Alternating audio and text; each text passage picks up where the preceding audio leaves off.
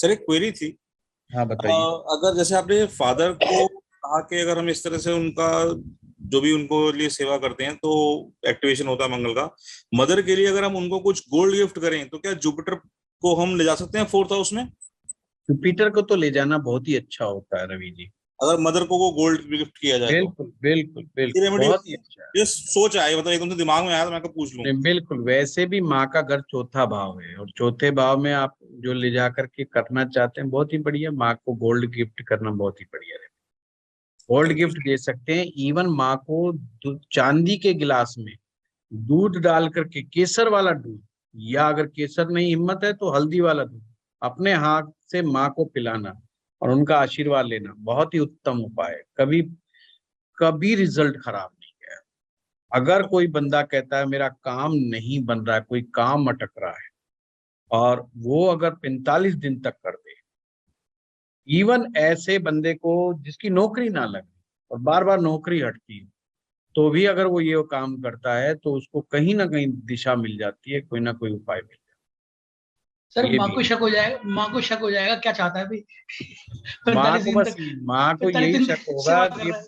ये प्रॉपर्टी लिखवाने के चक्कर में घूम रहा है ये। बहू ने बहू ने बड़ा समझा के भेजा है। हाँ, 45 दिन तक अपने सेवा वो करने में लगा हुआ बेटे को है। कुछ नहीं कहेगी, बहू को ही लड़ेगी। कहेगी जितना मर्जी समझा ले, मैं भी सीरियल पूरी देखती हूँ। हैं? माँ 45 दिन पूरे होने नहीं देगी कभी भी। हाँ, वो कहेगी कोई बात नहीं, तेरे तब 41 दिन 42 दिन तक मैं पीती रहती हूँ, बाद में देखूंगी। सर यहाँ पे शनि का रोल भी तो आएगा ना 10th हाउस में, जैसे बता रहे हैं आप। हाँ, वो है कि इसमें हमारा कंसेप्ट ये है कि जिस भी ग्रह को हम एक्टिव करना चाहते हो उसकी सामग्री का क्या करें, उसको दान पुण्य कहाँ करें, तो वो हमने पिता के लिए रखा है, या उसको उस तरीके से शनि को कायम किया जा सकता है, वो बात ठीक है। गुरुजी जी 11वें के 10th लिए हाउस कोई में, उपाय नहीं। 10th हाउस में यदि शनि ही बैठा हो तो फिर क्या करना चाहिए? वो बाद में बताएंगे क्या करना चाहिए। उपाय उपाय तो फिर बहुत सारी चीजें देख करके ना शिवांगी जी, बहुत सारी चीजें देखनी पड़ती है। 11वें भाव के लिए कोई रेमेडी नहीं, क्योंकि लाल किताब के अनुसार 11वें भाव में ना तो कोई ग्रह उच्च का होता है ना कोई नीच का होता है। यानी कि आपको किसी ग्रह के इम्पैक्ट को 11वें में ले जाने की जरूरत नहीं। और हर आदमी इसी तलाश में बैठा रहता है कि लाभ में आ जाऊं। लाभ की कोई रेमेडी नहीं। 12वें भाव की रेमेडी है, जिसको कोई करना नहीं चाहता, उसकी चीजों को छत पर रख दो, अपने अपने घर की छत पर सर ले दे करके। पानी गुरु हैं? पानी खाना जैसे ऊपर रख देते हैं तो क्या चंद्रमा वीक हो जाएगा क्या? पानी देखना पड़ता है कि चंद्रमा जो है हाँ, अगर आपने कायम किया है तो अपने कायम करने का, एक तो सबको जाना पानी, वो तो एक नेचुरल है, उसका इम्पैक्ट नहीं होता कभी भी उसी का। परंतु हम जब वाटर टैंक बनाते हैं छत पर तो दिशा का बड़ा ध्यान रखते हैं, किस दिशा में होना चाहिए। ये और तो कई बार पक्षियों के लिए रखते हैं ना, जैसे कुछ खाने नहीं पीने उस, का रख देते हाँ हैं। हाँ हाँ, बिल्कुल बिल्कुल, अच्छा उसका, हाँ वो बिल्कुल दान में माना जाता है। उसका चंद्रमा का इम्पैक्ट माना जाता रेगुलरली रख देते हैं ना कि ये है। हाँ पानी हाँ, उनके नहीं लिए, खाने हाँ वो में। क्रिएट होता है। और खास करके वो रोज थोड़ा थोड़ा पानी जा करके डालने जाएगा ना 45 डेज तक, तो छत पे ना रखें। खास करके वो उनके जिनका 12वें भाव में कोई ऐसा ग्रह बैठा है जो चंद्रमा को डिस्टर्ब कर दे। मान लीजिए 12वें में किसी का शनि बैठा है, अब वो ये काम कर रहा है, या 12वें में राहु बैठा वो ये काम कर रहा है, तो चंद्रमा का इम्पैक्ट जो है वहां पर आ जाएगा बाद में। वो फिर डिस्टर्ब हो जाएगा, वो मानसिक रूप से परेशान ही रहेगा। वो पक्षियों को उधर से पानी पिलाएगा, दाना चुगाएगा, उधर तो उल्टा ही परेशानी रहेगा। तो वो काम उसको नहीं करना, वो उसको देखना पड़ेगा।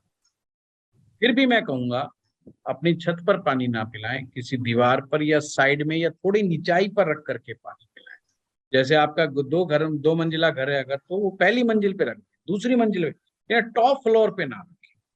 टॉप फ्लोर पे रखते ही उसका इम्पैक्ट 12वें भाव में चला जाएगा।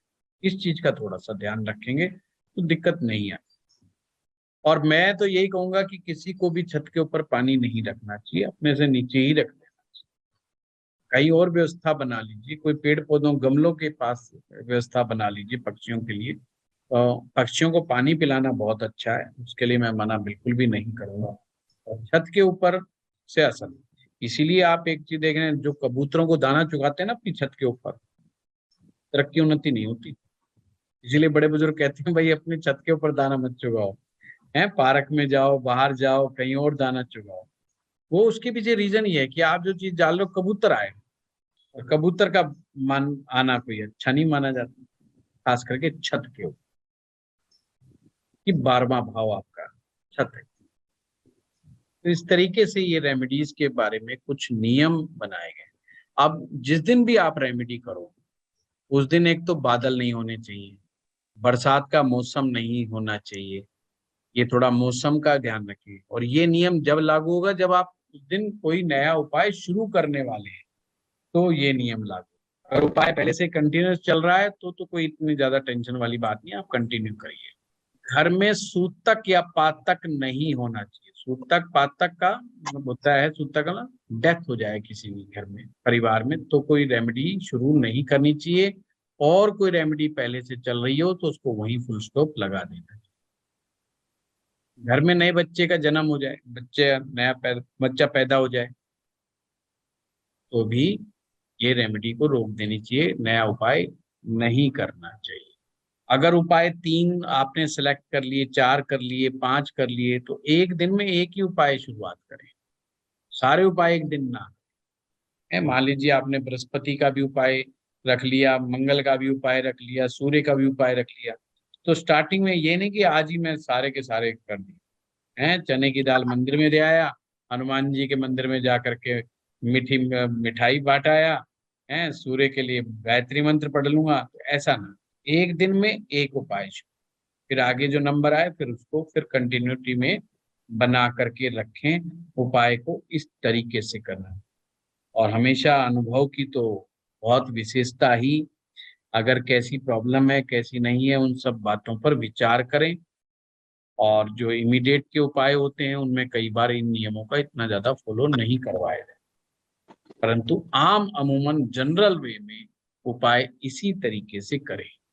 सूर्यास्त के बाद कोई उपाय ना करें, सूर्योदय से लेके सूर्यास्त के बीच में ही उपाय करने चाहिए।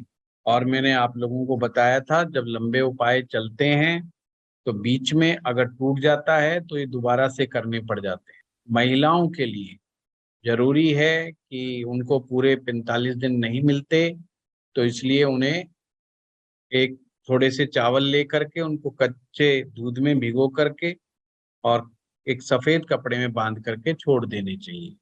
जब 5 दिन 6 दिन 4 दिन कंप्लीट हो जाएं तो उन चावलों को खोल के गमले में डाल देना चाहिए, तो कंटिन्यूटी मानी जाएगी। ये बात अपने महिला क्लाइंट से भी जरूर समझाएं। अगर आप लाल किताब की रेमेडी दे रहे हैं और खास करके 45 डेज तक दे रहे हैं तो वो बात उन्हें जरूर समझाएं, तो वो उपाय ब्रेक नहीं माना जाएगा। और मैंने बताया था जो श्राप से रिलेटेड उपाय होते हैं वो 43 दिन, 43 हफ्ते, 43 साल भी चल सकते हैं, वो अकॉर्डिंग टू द सीवियरिटी।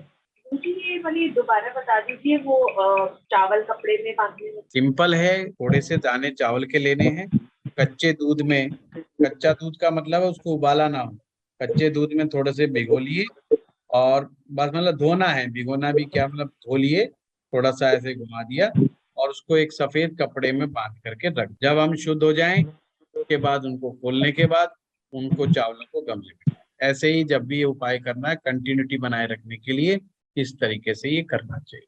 हाँ बताइए लक्ष्मी जी। जी गुरुजी, खाना नंबर 1 पे चलते हैं। खाना नंबर 1 में अगर ये था कि अगर शनि अगर वहां पे बैठते हैं और शनि की शुभता चाहिए तो उसे 7th में ले आते हैं। सपोज कि वहां पे वो उच्च के हो जाते हैं, लेकिन एक रूल और भी साथ में लगता है कि कोई भी ग्रह 7th में स्थापित नहीं होना चाहिए। ठीक है, तो ऐसी स्थिति में शनि को कहाँ पे स्थान देंगे? शनि के लिए 10वां भाव भी है। ठीक, और अगर 2 ग्रहों की युति है, सपोज वहां पे केतु भी है, तो केतु को 9th में ट्रांसफर कर दें। एनर्जी है, नवम बेस्ट है केतु के लिए, 9th हाउस बेस्ट है हाउस है केतु के लिए, तो बहुत ही अच्छा है। ये समझ लीजिए राहु इतना अच्छा तीसरे में नहीं है जितना केतु नवम में। और ये जितने भी ये ग्रह की ऊर्जा को पहुंचाने का काम किया गया है, ये वर्षफल के लिए है कि लग्न कुंडली यानी मकान कुंडली के लिए भी है? वर्षफल में ज्यादातर उपयोग किया जाता है। और तीसरा क्वेश्चन ये कि ब्लड रिलेशन वाले उपाय कर सकते हैं, तो वो जो जातक है वो अगर पीड़ा में है तो वो उस वस्तु को स्पर्श करेगा कि नहीं, कि वो जरूरी है स्पर्श करना? वो स्थिति देखी जाएगी। अगर अस्पताल में तो स्पर्श ना भी करे भी तो भी चलेगा। और अगर बहते जल में प्रवाहित करना है और वहां पे गहरा पानी अगर देखा जाए तो ब्रिज के ऊपर से ही गहरा पानी दिखता है, सामने से दिखता नहीं है, तो क्या ब्रिज में जाना?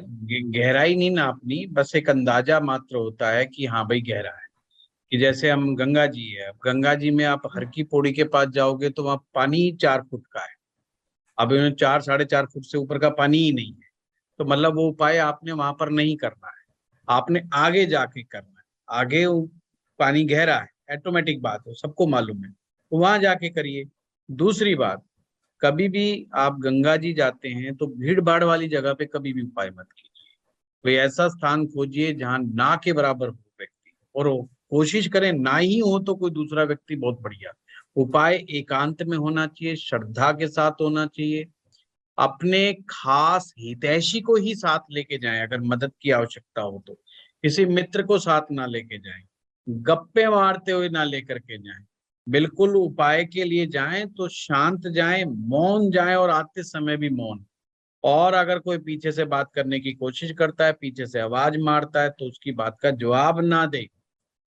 तो इसलिए खास कोई परम मित्र के साथ ना जाने का कोशिश करें। आजकल लोग यही करते हैं, अपने मित्र को साथ ले जाते हैं गाड़ी में उठा के, जाते समय गप्पे मार के आते हैं, आते समय गप्पे मार के आते हैं, रिजल्ट प्रॉपर आता नहीं है, और उपाय करते समय भी गप्पे आ रहे और ध्यान उनका फोकस नहीं होता उपाय के ऊपर, और फिर वो कहते हैं जी मजा नहीं आ रहा।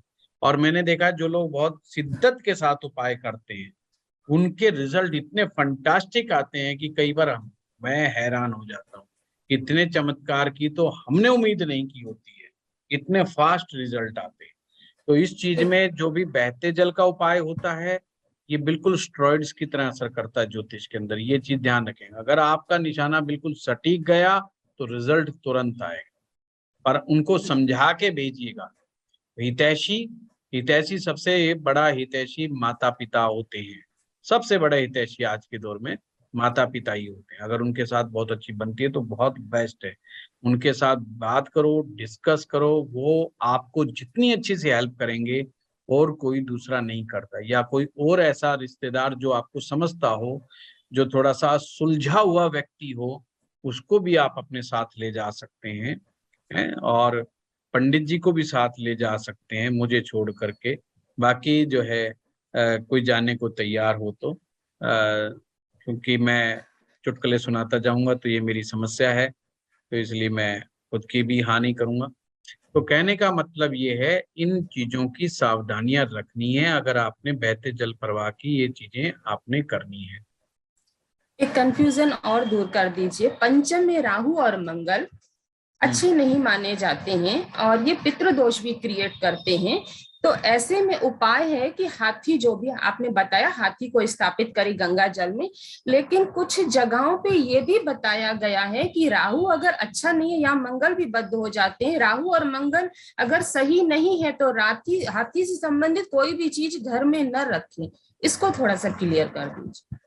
हाथी से संबंधित कोई चीज में हाथी दांत की बात आती है। अगर राहु तीसरे में होगा तो हाथी दांत रखना चाहिए।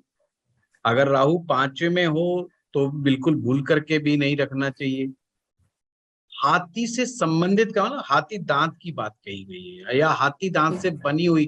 आप अगर राजस्थान में जाएंगे तो हाथी दांत से बने हुए कंघे, आपको कंघियां मिल जाएंगी, बहुत सारे आर्टिफिशियल चीजें मिल जाएंगी, कुछ ज्वेलरी टाइप की भी मिल जाती हैं।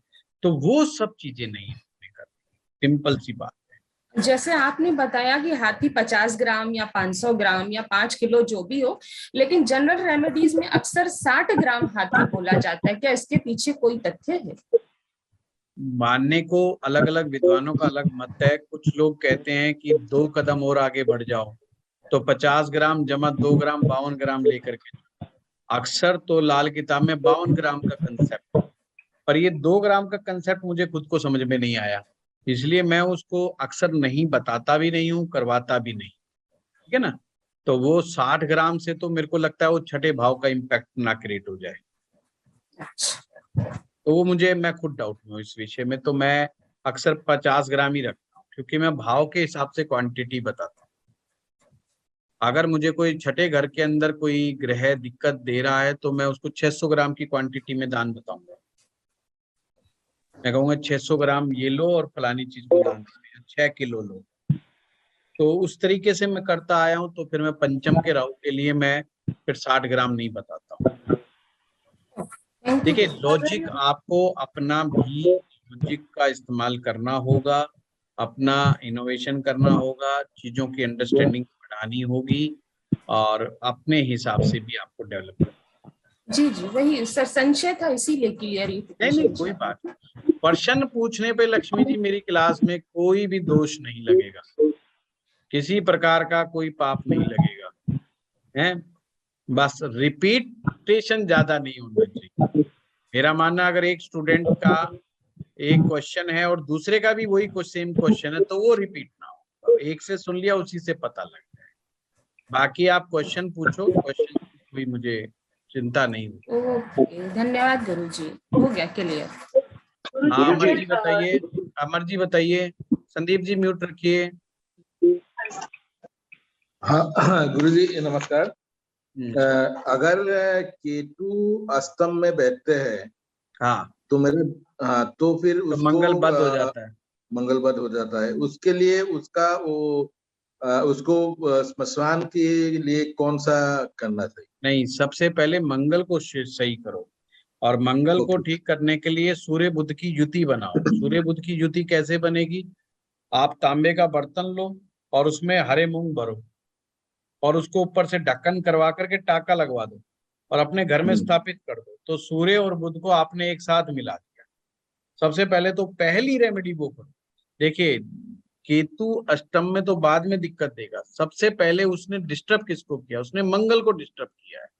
मंगल डिस्टर्ब हुआ है यहाँ पर, तो मंगल बद हुआ है। मंगल बद होने से फिर जो साइड इफेक्ट क्या क्या होते हैं, आदमी नॉनवेज की तरफ चला जाएगा, कभी दारू की तरफ चला जाएगा, कभी गाली गलौज की तरफ चला जाएगा, कभी गुस्से की तरफ चला जाएगा, कभी लड़ाई झगड़े की तरफ चला जाएगा, लोगों से विवाद बना के रखेगा, दुश्मन पैदा कर लेगा।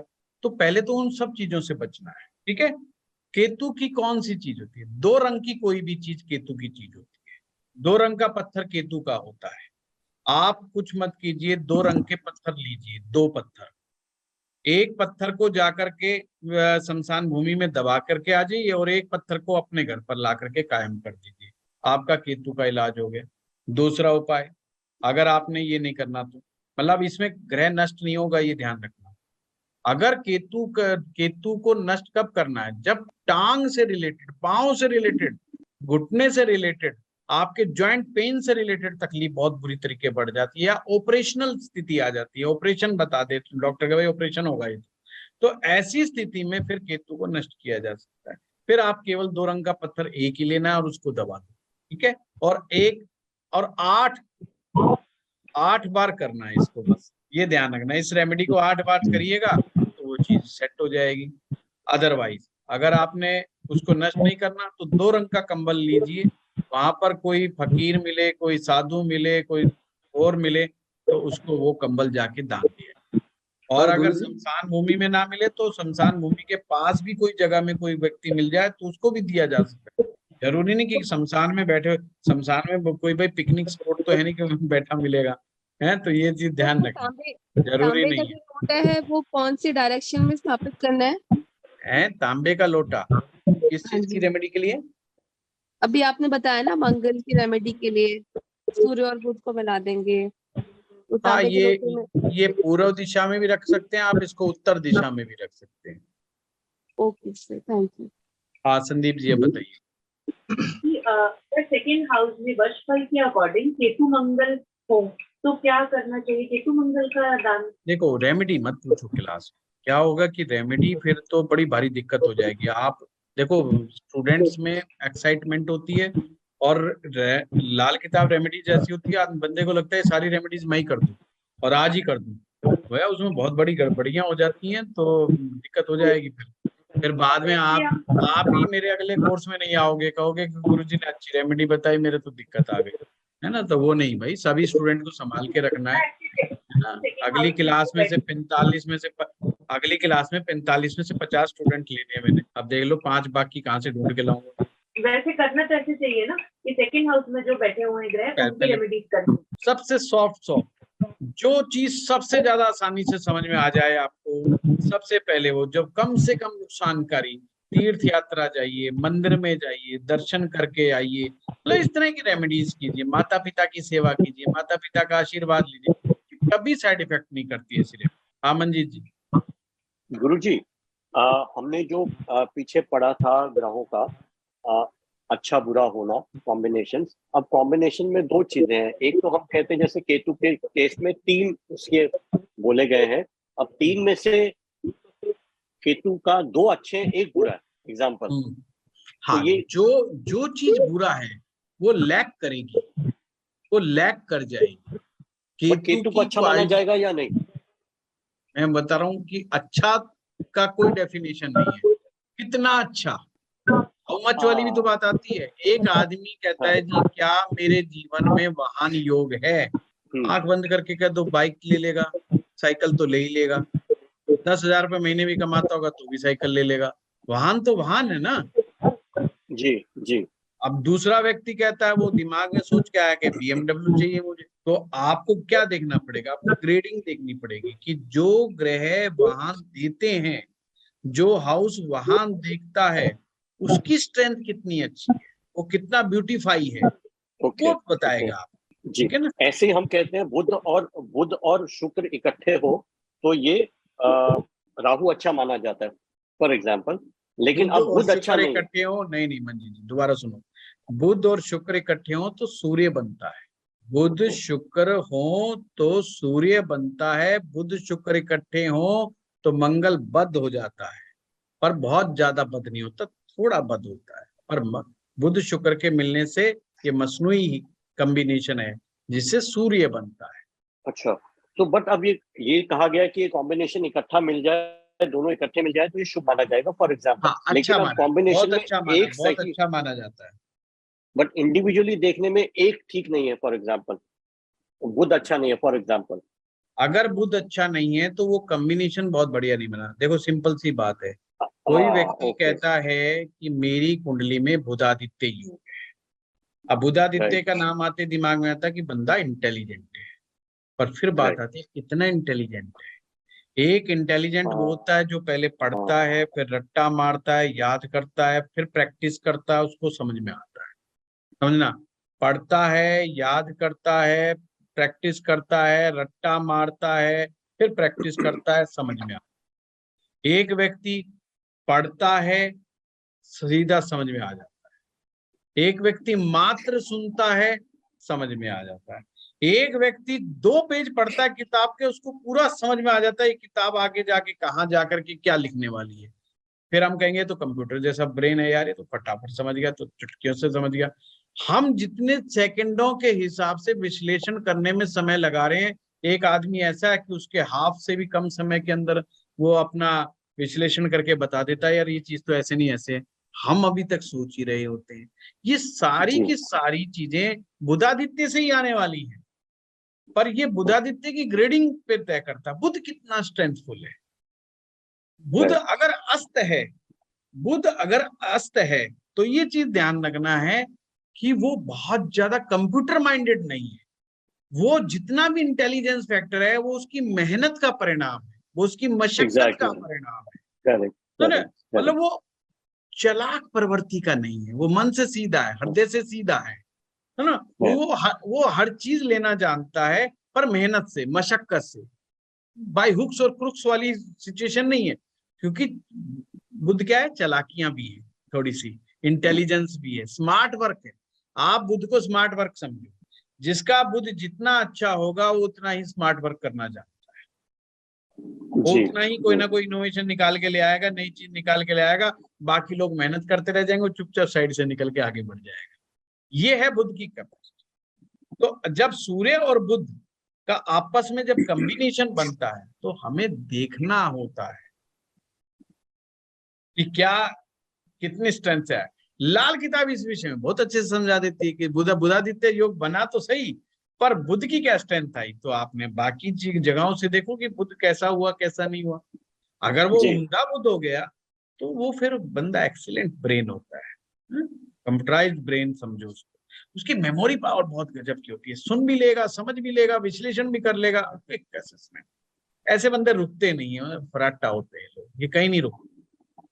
ये डिसीजन पावर इनकी बहुत अच्छी स्ट्रांग होती है, बहुत टाइम से डिसीजन लेते हैं, बहुत फास्ट डिसीजन लेते हैं और बहुत आगे बढ़ जाते हैं।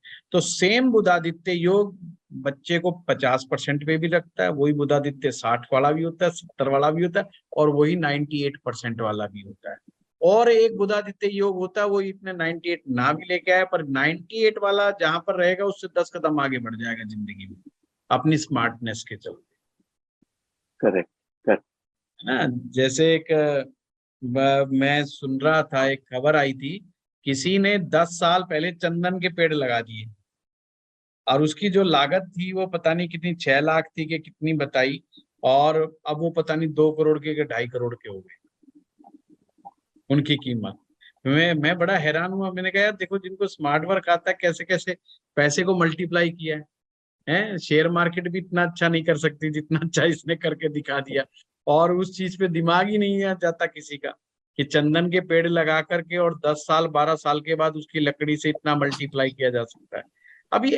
अब ये किसका कमाल है? ये मरकरी का कमाल है, ये ज्ञान का नहीं है। ज्ञान तो कोई देगा, उसको हम ग्रैस्प करेंगे, फिर उसका मंथन करेंगे, फिर समझेंगे, फिर अप्लाई करेंगे। ये गुरु का काम। जी तो बुद्ध तो बहुत फास्ट है, इसलिए बहुत फास्ट माना जाता है।